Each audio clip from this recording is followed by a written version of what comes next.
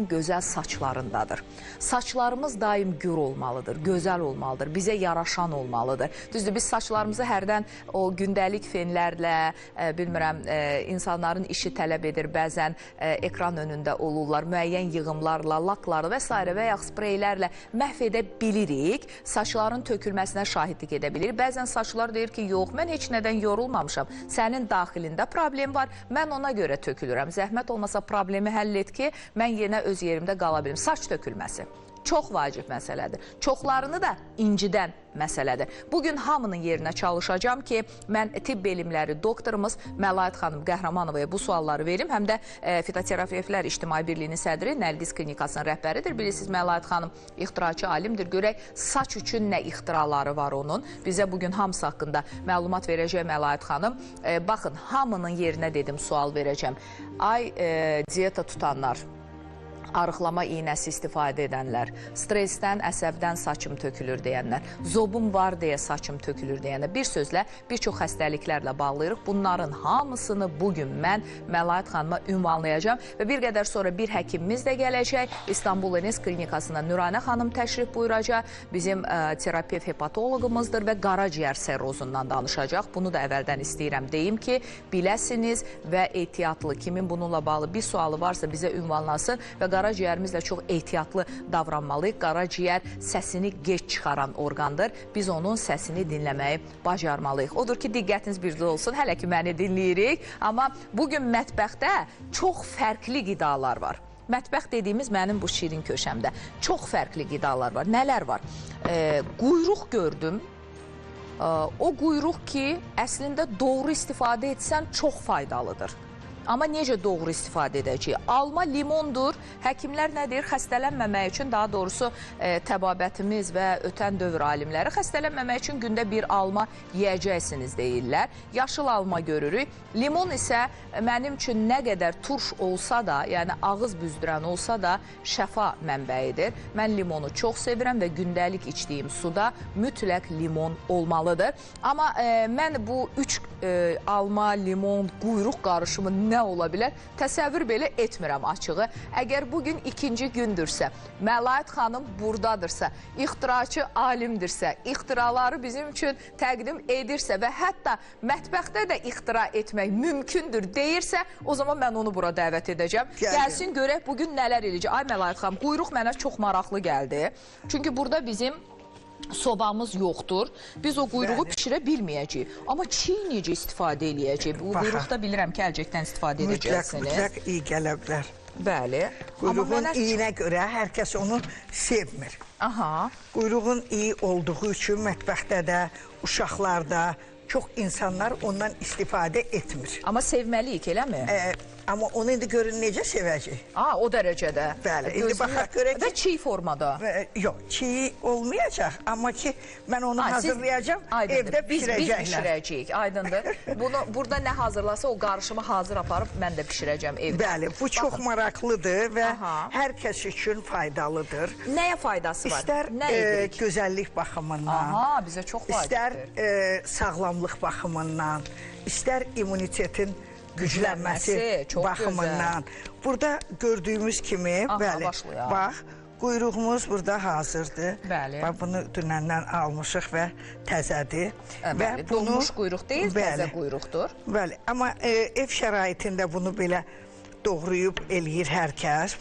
Hər kəs, məsələn, dədə babalarımız, nənə babalarımız ömür boyu bundan istifadə edir. Yeməyi də quyruq yağında hazır edir. Bəli, amma baxın ki, bu quyruğun tərkibində kök hüceyrə deyirik, bugün gedirik, qarınlarının piyindən götürürlər, qulağın dalından götürürlər, kök hüceyrə vurdururlar xanımlar özlərinə.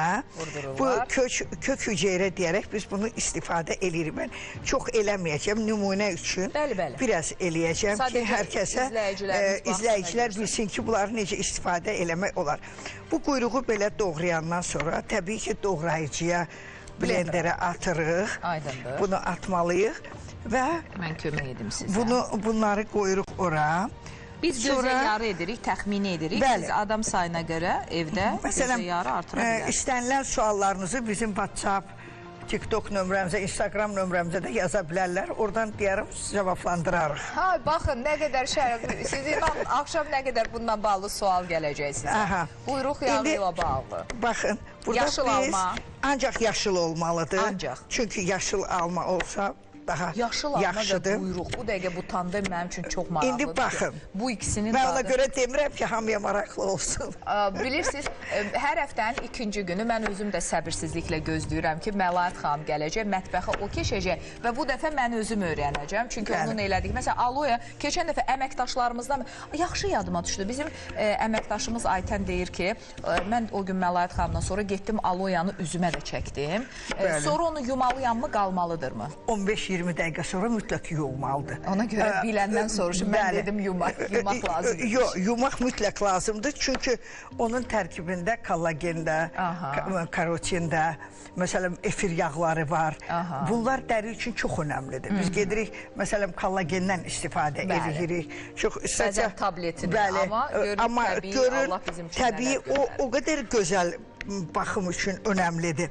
Və bu almaları da qoyuruq bunun içərisinə. Bir yaşıl alma burada istifadə etdik. Almanın demək olar ki, burada funksiyası nədir? Biz onu da deyim ki, limonu yarım limon az doğrayıram. Çox limona ehtiyac yoxdur. Çünki almamız da yaşıldır və turşdur onsuz da. Bəli. Orada heç bir turşuluq qalmır. Quyruq onu yiyəcək. Bəli. Amma burada bir şey var ki, quyruğun olan iyi, onun istifadə edən zaman, hətta onu bundan sonra hər kəs bunu götürüb qaynadır və qaynatdıqdan sonra onu, bəli, həmin bu qarışımı belə blenderdə əzdik, əzəndən sonra bunları götürürük, bir qazanda, balaca bir qazanda qaynadırıq. Qaynadandan sonra orada, yox, heç nə olmur və o bir qarışım əmələ gəlir. Həmin onu götürəndən sonra istifadə etmək üçün xaladenikdə daimi saxlamaq olar. Orada nə qoyunun quyruğunun iyi qalmır. Onu rahatlıqla hər kəs mətbəxində də istifadə edə bilər. Kosmetik vasitə kimi deyəcəm, necə də istifadə edə bilər. İşə salın mən artıq ona görə uzun müddət qaynatmağa da ehtiyac yoxdur. Normal qaynayandan sonra kaşabrazlı olur. Kaşa kimi olur. Benim indi orta qatılısı. Qatılıq olur. Onu qoyursunuz, məsələn, keçən dəfə dediyimiz kimi duz dolabına şarik formasında da qoya bilərlər. Qoyandan sonra onu götürüb gün ərzində gündə bir dəfə üzə də çəkmək olar. Hətta mən quyruğu tək olaraq kök hüceyrə kimi saç diblərinə də istifadə edirlər və onu da qeyd edeyim ki, bizim nənəmiz Loğman olub. Tovuz Gəncə Qazaq zonasında. Sonra anamız da o işi davam elətdirməyə çalışdı və biz də mən bunlara doğrayanımız yəqin tam doğramır da. Çox oldu təbii ki. Belə olanda biraz qarışdırmaq lazımdır. Bəli, qarışdırmaq. Sonra bunu keçmişdə, məsələn, Hipokratın, İbn Sinanın reseptlərində də bunu görmək mümkündür. Bunu mu? Bəli. Nə gözəl. Bunu, məsələn, get-gedə insanlar, məsələn, xalq təbabəti Türkiyə çarədən gedir fitoterapiya. Bugün müasir fitoterapiya çox önəmlidir və insanlar təbii və doğal tədaviyə daha çox üstünlük verirlər. Onu da qeyd edim ki, buna istifadə, hətta nənəm o vaxtı biz yadımıza gəlir ki, sonsuzluğu müalicə eləyirdi və bunları tampon şəklində istifadə edirdi. Tək quyruğun özünü. Baxın, indi kök hüceyrə deyərək... Su əlavə edə bilərəm. Edə bilərsiniz, biraz eləmək olar.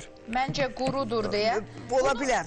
Biraz Əl çəkən maşında etsək bunu. Əslində biz elə eləyirik. İndi burada şərait belə olduğu üçün siz desəz mən əl çəkən də gətirərdim bura. Əl çəkənlə daha rahat ola bilər. Bəli, o daha rahat olacaq. Məsələn, quyruğu ət maşınında çəkib blendersiz. Sonra onları almadır, limondur, onları blenderdə qarışdırıb bir yerdə yüngül qaynadırlar. Amma xeyli fərq elədi. Fərq eləyir. Var artıq orada. Orada, bəli. Alınacaq hamısı. Demək, onu götürüb qoyurlar xaladenikdə. Dediyim kimi, gün ərzində uşaqlarda yeməklərində istifadə olunur. Onlar tam şityaq kimi heç bir orada qoyunun quyruğunun iyi olmur. Biz əvvəllər dolma, pişirdiyimiz mətbəxdə yeməkləri çox vaxt başqa yağlar vurmurduq. Məsələn, heyvani yağların özündə pişirirdi, yağın özündə. Quyruğun özündə, məsələn, dolmanı pişirirdi. Mən yəni bunu demək istəyirəm ki, onu o vaxt qadınlarda, hamiləlik ərəfəsində sonsuzluğu olan qadınlara tampon şəklində də qoyurdular. O vaxt, məsələn, bəli, müalicədə onun çox var. Çünki quyruğun tərkibində karotinlə doludur. Orada, məsələn, yağlı məhlul olduğu üçün bilirik ki, yağlarla zəngindir. Orada B qrup vitaminlərlə çox zəngindir. Və bundan başqa onun tərkibində kollagen çox olduğu üçün, yəni dəri üçün də çox önəmlidir. Həmçinin də orqanizmdə immun sistemin bərpasında, məsələn, autoimmun xəstəliklərdə bu çox effektiv və faydalıdır. Bir sözlə min bir dərdin dərmanına çevrilir. Nə gözəl alındı indi. İndi bunu... Gözləməkdə mən də biraz iri-iri doğradım. Ola bilər, eyb yox, problem deyil. Əsas odur ki, həllini tapdıq. Bəli, həll olur. Amma siz çox bunu güzel. ərçəkən maşından keçirsəz evdə, Sonra daha rahat. limonla alma daha rahat qarışa bilər. Aha. Vəssalam, demək olar ki, Hazır olur. artıq hazırdır, bəli. Çox gözəl. Çox gözəl, alındı. İndi bunu hansı formada qaynadacağıq deyirsiniz? Bunu adi balaca bir qazana tökürlər və onu qazanda qaynadırlar. Baxın, belə bir qarışım alındı. İstəyirəm izləyiciyə göstərim. Bəli, bu qarışımı dediyim kimi üzdə də istifadə eləmək olar. Amma hamısını mı qaynadandan sonra, yoxsa... Hamısını qaynatmalıdır. Mütləq, bax, buradan Mütləq çıxdı, hamısını qaynamalıdır. Bunu suya atsaq, bu əriyər gedər, nəyinsə içinə mi qoyuruq, yoxsa... Yox, Çünki suya niyə atırıq ki? Məsələn, bunu qaynadandan sonra su buxarlanıb gedəcək. Amma yerdə qalan o mətki var. Yox, yox, bax, Məlahət xanım, nə soruşmaq istəyirəm? Bax, bunu mən qazana mı tökürəm, yoxsa buxarda mı qaynayır? Yox, yox, birbaşa qazanda qaynamalıdır. Axı o quyruqdur, ətdir. Bu tək alma şey olsa, amma ət olduğu üçün, quyruq olduğu üçün o qazanda qaynamalıdır. Qaynayacaq və o iyi də tamamilə çəkiləcək. Buxarda deyil, bir baş özünü atırıq qazana içinə. Bəli, qaynamalıdır. Yoxsa... Biraz eləmək olar. Çox az eləmək olar. Tam buxarlanandan sonra qalan hissəni artıq mətli götürürük. Bəli, amma onu da qeyd edeyim ki, tərkibi mənə daha çox önəmlidir. Evdə xanımlar bunu eləyən zaman, yəni uşaqlar quyruğun iyi gəlir, qoyun ətinin iyi gəlir deyinə istifadə eləmək istəmirlər. Amma bu qarışımı bu cür eləyəndə hər bir mətbəxdə, hər bir şey üçün istənilən istifadə edə bilərsiniz. Məsələn, pişirdikləri bütün yeməklərdə rahatlıqla istifadə edə bilirlər. Həm dad qatacaq, həm də faydası var. Faydası var. Məlahət xanım, çox təşəkkür edirəm. Yenə deyirəm, azdan çoxdan mətbəxdən başım çıxır, amma bunu ilk dəfə gördüm və istifadə edəcəm. Tamaşaçılara da hərdən mənə giləy-güzar eləyirsiniz. Canlı yayın vaxtı əməkdaşlarıma yığırsınız ki, orada elə məhsullar hazırlayır ki, bahalıdır, hamının imkanı çatmır. Ona görə demişəm ki, badam südünü hazırlayacağım ki, evdə necə hazırlamaq olur. Düzdür, badamın özü də bahadır. Amma indi qida, ərzaq alınmalıdır. Buyurun, hamının evində ola biləcək, hamının əli çata biləcək məhsul, sadə bir şeylərdir. Və sadə bir şey, amma fayda görünəcək. Çox önəmlidir. İstər sağlamlığımız üçün, uşaqların immun sistemi üçün, istər mədə-bağırsaq üçün çox faydalı və effektivdir. Nəinki o işlədirik, duru yağları düzdür, çox gündəmə gətirirlər, çox deyirlər. Amma mən heyvani yağları, təbii qidaları daha çox istifadə edirəm. Tamamilə doğrudur. Təşəkkür edirəm Məlahət xanım sizə. Çox sağ olun. Bunu biz ayrıca da sosial şəbəkələrdə mütləq paylaşacağıq ki, insanlarımız faydasını görsünlər. Bizə ən çox bu lazımdır. Daha çox fayda. İnsanlar daha çox yararlana bilsinlər. Bizim burada təbii, bəli, təbii qidalardan, təbii də deyəndə insanın yadına birinci quyruq yağı düşür. O da burada var. Quyruq yağı, limon və alma. Yenə deyirəm, mən heç vaxtı bu üçlünü bir arada düşünmürdüm. Amma görün, Məlahət xanım nələr elədi. Ona görə mən növbəti ikinci günü də böyük səbirsizliklə gözləyəcəm. Görüm, Məlahət xanım gələn həftə neyniyəcək. Burada ən rahat iş Ralə və Nərgiz klinikası Əziz Bərdə. Bərdə bizi çox izləyir, bilirəm. 19-u bütün kollektivlə birlikdə Bərdəyə gələcəklər. 20-si dərhal Gəncədə olacaqlar. 27-si isə bizim şimal bölgəmizə, Qubamıza təşrif buyuracaqlar və burada olan Logos psixoloji mərkəzlərində öd, qaraciyər, mədə, bağırsaq, parazitar, dəri və saç xəstələrini müayilə və müalicələrini həyata keçirəcəklər. Eyni zamanda diqqət dağınıqlığı olan, gec danışan, kifoz, lardoz, skalyoz kimi problemi olan uşaqları da gətirə bilərsiniz. Bilirsiniz ki, qurtdan əziyyət çəkən parazitlərdən, saç tökülməsindən bugün danışacağıq. Bütün bu kimi hallarla bağlı siz bizim komandamıza yaxınlaşa bilərsiniz. söhbətimizə davam edəcək. Düzdür, mənim fikrim hələ də o quyruğun yanında qalıb ki, mən axşam onu mütləq bir yoxlamalıyam, sonra gələn dəfə deməliyəm onun dadını və nələrdə istifadə etdiyimi. Məlahat xanım, az öncə də vurğuladıq ki, məsələn, saç tökülürsə, bu indi estetik gözəlliyin bunu qırağa qoyuram, bu o qədər vacib deyil. Daxildə hansısa bir səbəb ola bilər və o özünü saç tökülməsi ilə büruzə verə bilər. Ümumiyyətlə, saç tökülməsinin əsas səbəbləri nələrdir? Baxın, saç tökülməsi çox geniş bir mövzudur. İnsanlar bəzən saç tökülməsini elə bilir ki, ancaq saçlarda görürlər və saçlarda axtarırlar. Əsasən, saçların müalicəsində biz ilk öncə onun səbəbini araşdırırıq. Mütləq, bəli. Alopecia xəstələri uzun müddət müalicəyə tabi olmayan xəstəliklərdir və dünyada ümumiyyətlə deyirlər ki, əgər alopeciadırsa müalicəyə ehtiyac yoxdur, gedib otura bilərsiniz. Belə də həyatınızı davam edin. Bir çox ölkələrdə buna, yəni bu cür yanaşma var. Məsələn, dərinin öz problemləri var. Saç tökülməsində tək saç tökülməsi deyil, yerli olaraq qabıq, yağlılıq, kəpək, qızartı, bəzən iri furunkulların olması belə müşahidə oluna bilər.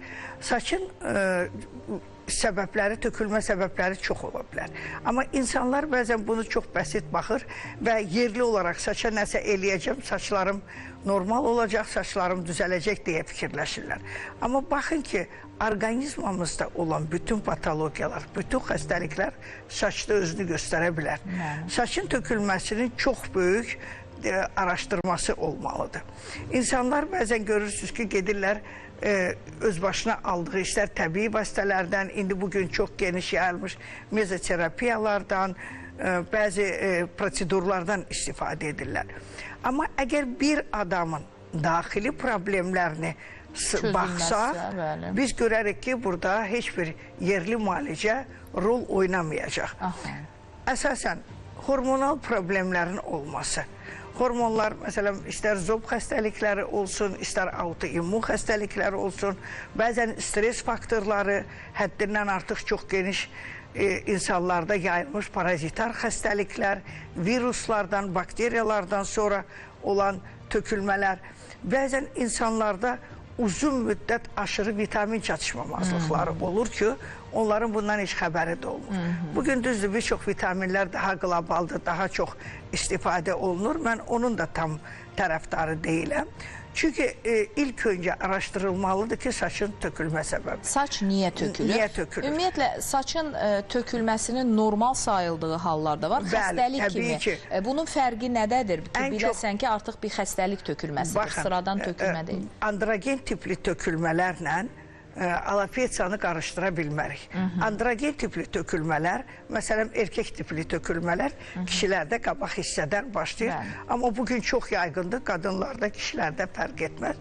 Hormonal problemlərlə yanaşı, bəzən kişilərdə həddindən artıq testosteronun yüksəlməsi, ya aşağı olması, kortizolun normal olmaması, estradiolun, həmçinin də ferritinin burada çox böyük rolu var. Biz dəmir baxırıq ki, dəmiri normaldır. Xəstə arxayın olur ki, məndə dəmir normaldır. Amma depo olaraq ferritinə diqqət yetirsək, görürük, ferritin aşağıdır. Bunların hər birinin anemiyaların özlərinin belə saç tökülməsində böyük rolu var. Məlahat xanım, məsələn, bir var ki, indi bizim birimizdə saç tökülür, biz sizə müraciət edir, bunun qarşısını al və s. və ilaxır. Bir də var ki, məsələn, kiminsə görürsən ki, gözəl bir saçları var, deyirlər, bunun atasının saçını hələ görməmişdin. Bir də var, deyirlər ki, yəni nə qədər saç olur olsun, onsuz da töküləcək, çünki bu atası belə idi, babası belə idi. Yəni, genetik ötürülmə. Sualım nədir? Genetik ötürülmə olduğu təqdirdə də qarşısını ala bilirsinizmi? Yoxsa genetikdirsə, nə etsən çi fayda? Baxın, genetik olaraq saç tökülmələr təbii ki var. Amma bir şeyi unutmayaq ki, illər öncə müasir tibb bu qədər inkişaf etməmişdir. Və insanlar bu qədər, deyərdim ki, həddindən artıq məsələn, saça diqqət yetirmirdilər. Bəlkə genetik faktor dediyimiz o illərdə həmin insanlar zamanında saçlarına müdaxilə edib müalicə aparsaydılar, bəlkə o dərəcədə tökülməyəcəkdi. Bunu da nəzərə alaraq, yəni bugün tökülən saçları genetik deyərək oturub gözləməli deyilik ki, Onlarda tökülübsə babamda, məndə də tökülə bilər, ya tökülməlidir. Ona görə onun qarşısını almaq mümkündür və düzgün aparılan müalicələr orada çox effektiv təsiri olacaq. Burada nədən? Dəfələrlə olub biz bunları görmüşük və dəfələrlə də mən bunları müşahidə eləmişəm. Bir çox xəstələrimiz var ki, bəli, alopesiya ilə müraciət eləyir. Bunlarda tam bərpa eləmək mümkün olur.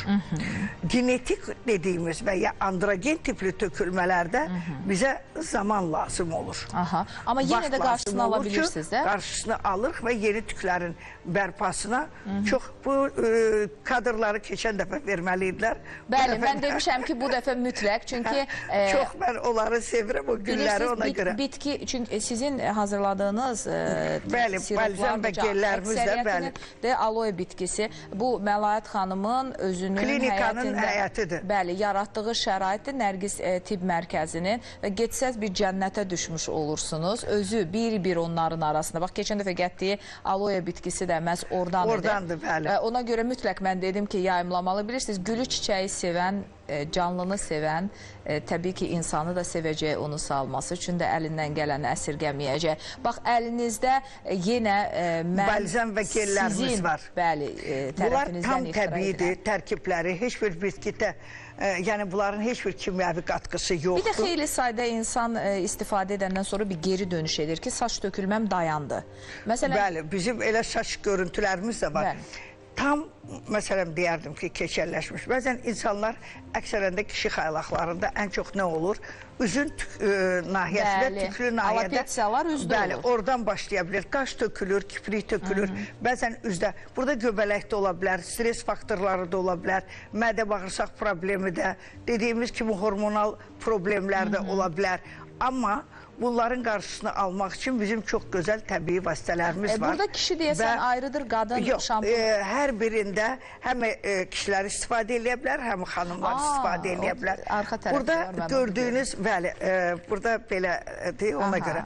Burada görünən görüntülərin hamısı mənim öz xəstələrimdir və onlar illər öncə də gələn. Nəticələrinizdir, bəli. Bizim nəticələrdir ki, bunlar müalicə aldığı zaman mən müalicəni hər tərəfli aparmağa çalışıram. Həm daxildən və həm yerli. Dediyim kimi, araşdırma aparıldıqdan sonra ki, xəstənin hansı problemləri var, onları aradan qaldıraraq biz o müalicələri aparırıq. Bir tek, məsələn, bu şampunlardan istifadə etməklə saç tökülməsinin qarşısını almaq olur? Baxın, sağlam saçlar, normal saçlar, profilaktik olaraq xəstəliklərində hər birində biz bunları istifadə edirik. Bayaq gördüyünüz görüntülərdə də, məsələn, Londonda, Oxforddan aldığım qızıl medal məhz buna görə olub. Balzam və gellər üçün olub. Ona görə də bunu... Təbii ki, o da elə belə verilməyib, yoxluyublar, baxıblar. Burada həmin Oxfordda aldığım həm fəxri professor diplomu və gördüyünüz o görüntülər orada Londondan olan görüntülərdir ki, bunları məhz mən ixtiralarıma görə almışam. Çox gözəl. Koreyada da dövlətimiz tərəfindən göndərilən, əqli mülkiyyət tərəfindən göndərilən dünya ixtiraçı qadınlarının müsabiqəsində də məhz mən saçlara görə bu müsabiqədə mən o 3 medalı gətirmişəm. Əla, burada inanın fərdi yanaşmadan daha çox bizimkinin, bizim vətəndaşın orada belə bir ixtirası olması, medal alması nə xoş. İstənilən saç tökülməsində bizim demək olar ki, balzam və gellər çox effektiv təsiri var.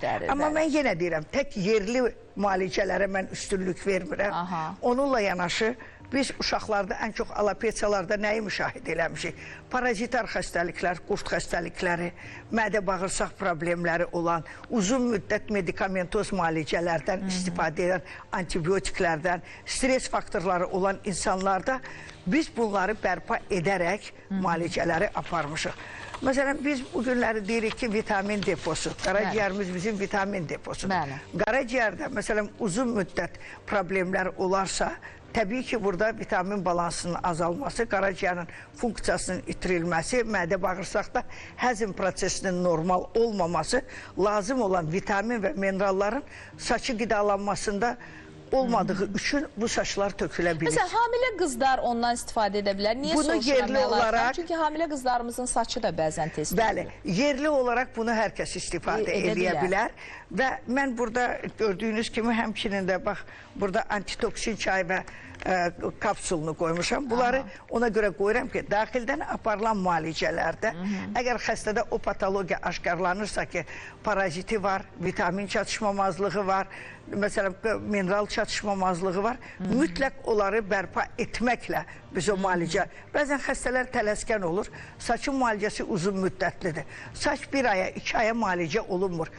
3 ay, 1 həftə, 1 ildə olsa, bəzən alopesiya xəstələrində o yetərli deyil. Çünki alopesiya xəstələrində autoimmun xəstəlik olarsa, dediyim kimi həzm prosesi normal deyilsə, mədə-bağırsaq problemi varsa xəstənin, lazım olan vitaminlər, minerallarla düzgün qidalanmırlar. Bugünkü keyfiyyətsiz qidalardan uşaqlar daha çox istifadə edirlər. Bunların hər biri saça öz təsirini göstərir. Məsələn, biz ümumiyyətlə çox gözəl bugünkü mövzumuzda yuxu problemi də var idi. Yuxunun özü də saçın tökülməsində çox önəmlidir. Kortizolda da, immun sistemdə də, sinir sistemində də təbii ki, bunların birbaşa rolu var. Amma bəzən xəstələr elə bilir ki, hansısa serumu alacam, hansısa balzamı alacam, nəyisə bir vitamini vuracam, saçlarım bərpa olacaq. Daxildən saç qidalanmırsa, o saçlar qalıcı ola bilməz. Bir də qısa bir şeyə toxunmaq istəyirəm ki, xəstələrimiz daha çox hormonal müalicələrə, hormonal preparatlara daha çox meyillidirlər və düzdür, həkimlər məsələn protokolla müalicə aparırsa, dermatolog o hormonları yazacaq. Amma bəzən bu sonradan başqa fəsadlara gətirir və o həmin saçların bərpa olmasını mümkünsüz edir. Uzun müddət o hormonları istifadə edir, saçlar çıxır xəstədə. Amma müəyyən müddət sonra töküləndə xəstədə başqa problemlər yaranır ki, bu da gələcək müalicələrdə maneçilik törədə bilir. Və uzun müddət hormonlardan istifadə edən uşaqlarda sonradan o saçların bərpası da çətin olmağa başlayır. Mən heç olmasa bir tamaşaçı sualı oxuyum, çünki öz suallarım da çoxdur. Bir xanımdır, parikdən istifadə edir. Öz saçımın tökülməsinə səbəb ola bilərmi deyir. Çünki adətən deyirlər axı parik taxmalı. Təbii ki, havasız qalır, oksigensiz qalır, tez-tez tərləmə olur. Bəzən o parika qulluq da normal aparılmır. Burada gigiyenik qaydalar da çox önəmlidir. Adi sadəcə götürək, gündəlik saçlarımızı darayırıq, darağı qoyub gedirik. Hər gün o saat darağı yumuruq ki, get-gedə yığılan o mikroblar, o göbələklər, o infeksiya, istər bakteriya, o qədər yağlı, səpkili, qızartılı, həddindən artıq həm Dəmirovla, həm Sebariya ilə müraciət edən xəstələr var. Yəni bunların hamısının kökündə düzgün araşdırma aparsaq, insan öz sağlamlığına özü nəzarət eləməlidir. Məsələn, elə tələbələrdən müraciət eləyənlərdə mən dəfələrlə görmüşəm ki, balış üzü tez-tez dəyişməlidir, daraqlar tez-tez yuyulmalıdır, başlarına qoyduqları örtüklər, məsələn, başı bağlı xanımlarımız, hicabda olan xanımlarımız da çox müraciət edir. Pariklə yanaşı, havasızlıq olan zamanda kiçik yaşlı uşaqlara, məsələn, görürsünüz ki, hicabdan istifadə edirlər, əksəriyyətində saç tökülməklə müraciət edirlər. Təbii ki, hava çox önəmlidir saçlar üçün və qida rasionu. Qida zəngin olmadıqda, ya bir xəstədə uşaqların əksəriyyətində olur, paraziti var, qurdu var, nə qədər istəyirsən vitamin ver, xəstədə immun sistem zəifdir, bağırsaqlarda sorulma prosesi normal deyil, orada heç bir vitamin depolanmır. Ona görə də orqanizmə müalicə aparan zaman saçlarda hər tərəfli yanaşma mütləq şərtdir. Mən bir vurğulamaq istəyirəm buradan izləyicilərə ki, bu həftə sonu ayın 19-u bizim Məlayət xanım olacaq Allahın izni ilə Bərdəmizdə, bəli, keçəcək Gəncəmizə. Mən bütün Gəncəyə, Gəncəbasara, Bərdəyə burada müraciət edirəm. Kimin saç tökülməsi ilə bağlı, kimin az öncə dediyi parazitar xəstəliklərlə bağlı, hər hansı bir problemi varsa, öd qaraciyər məsələsidir əsasən, müraciət edə bilərsiniz və 27-si də Şimala gələcək, Qubaya gələcək. Quba cəmaatı da rahatlıqla əlaqə nömrələri ekrandadır. 051-388-70-70-dən də qəbullara yazıla bilərsiniz. Gedin məsləhətini alın, saç tökülməsi həqiqətən ciddi bir siqnaldır. sizin üçün həm istər daxili problemlə bağlı, həm də yəni qarşısını almazsanız bir keçəlliyə aparıb çıxara biləcək. Keçəllik demişkən uşaq vaxtı bu indi də yay gəlir. Başlayacaqlar bir-bir uşaqların saçını qırxmağa ki, saç artıq. O deyir, yayı, qışı gözəl olan Bərdədə. Allah qoysa 20'si də arxalanarak deyirəm. Bir praktik həkim benim arxalanarak deyirəm. Bir praktik həkim olaraq gündəlik gördüyüm, eşitdiyim bir mövzudur. Amma əksərən bu saqqal tökülmə, qaş tökülmə, kiprik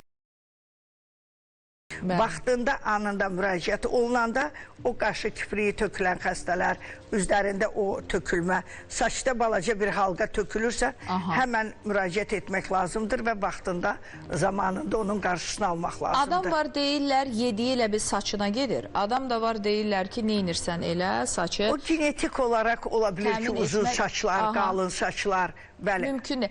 Bir saçı tez-tez yumaq məsələsi, bu çox verilən sualdır. Saç tökülməsinə, məsələn, mən aparıcıyam, indi belə günorta efirinə gedib yığacaq, axşam məcburam yumağa ki, sabah yenidən də. Hər gün yumaq. Hər gün yumaq əslində doğru deyil. Deyil. Amma məcburiyyətlə indi kimlərsə yuya bilər.